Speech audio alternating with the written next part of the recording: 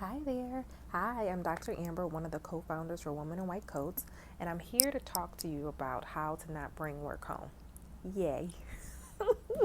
Sometimes the most impossible thing is actually possible, and I have a couple of notes here on what to do in order to prevent that from happening. So, one of the main things that I find is a huge barrier is charting charting, using these fingers to chart as fast as I can throughout the day.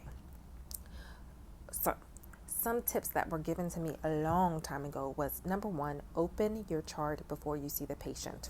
Meaning, wherever that note is that you're going to put there, you open it and you start charting things. So, it could be that, hey, the patient is coming. As a family medicine doctor, I might see the patient before the patient is coming for a follow up. Okay, so before I even see the patient, I'm going to take things from their previous appointment and I'll put it right into the template for the next for this appointment. And if that patient is the first time I'm seeing them, guess what? I already have my template, which I'll talk about in number two. I put those things into the chart before I even see the patient. So I already have Miss So and so is a 59-year-old female who presents with such and such, who comes in for an annual physical. I already have everything out there that I want to ask the patient, like what diet she has, if she drinks alcohol, such and such, if she has her pap smear. All those things are already lined out. I have the physical already put in there. So all I do when I see the patient is check and see if anything's abnormal, or if everything is normal and there's no changes that need to make, then I don't make any. So then that makes it super easy.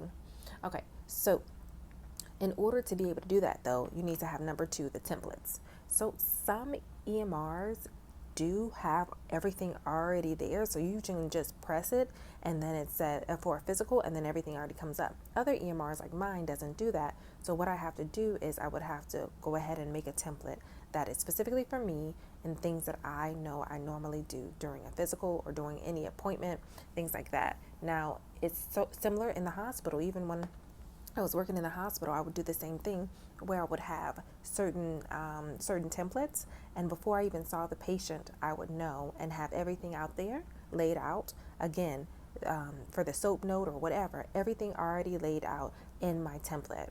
And a lot of times that would save me so much time and a lot of trouble, really, because at least the note was started.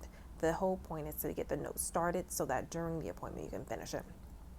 Now, okay, so you have the chart open, you have your template there. Number three, I would say, is during the actual appointment, write as much as you can for the HPI. The reason why that's so important is because that's what really, number one, gives you your diagnosis, but also if you can get as much as you can written for the HPI during that appointment, you have most of the note done. Because think of it, you already have the template, right? You have your template out there. You already said Miss So and so is a 59-year-old female with a history of high blood pressure, diabetes, who presents for whatever.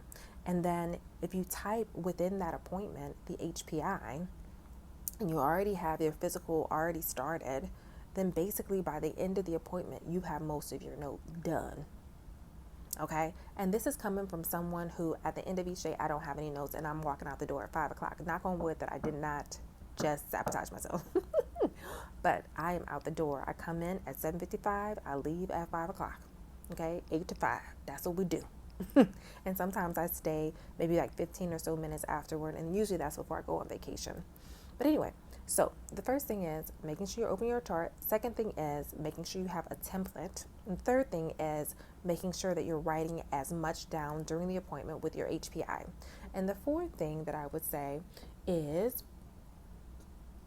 if you have a patient who is trying to give you a lot of information, who was trying to use a 20-minute appointment to handle 20 things, what I say is give me the top two things that are on your mind right now.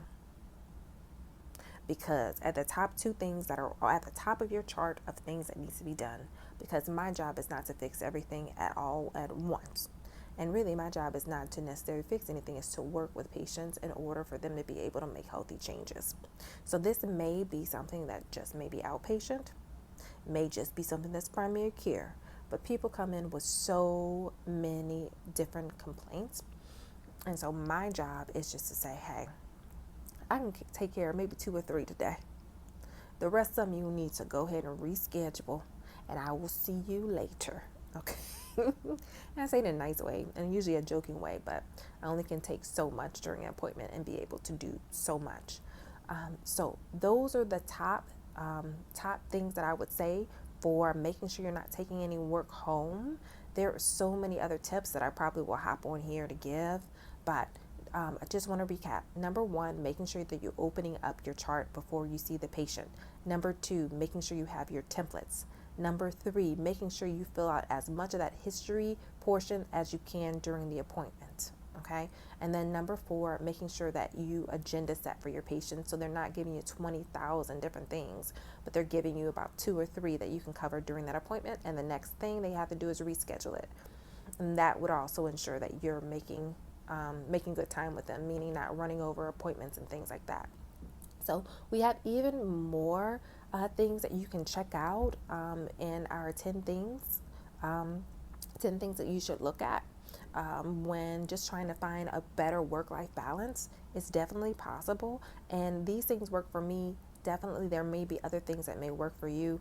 If you have any of those things, make sure you comment below. We would love to hear from you and hear about the things that you think and have worked, and not just things that have worked for you, because I'm sure there is someone else who may have had that problem who you have the solution for. So thank you again. This is Dr. Amber again, and I hope to see you again, and I'll probably be back on here later on this week to give you even more tips. Okay, bye-bye.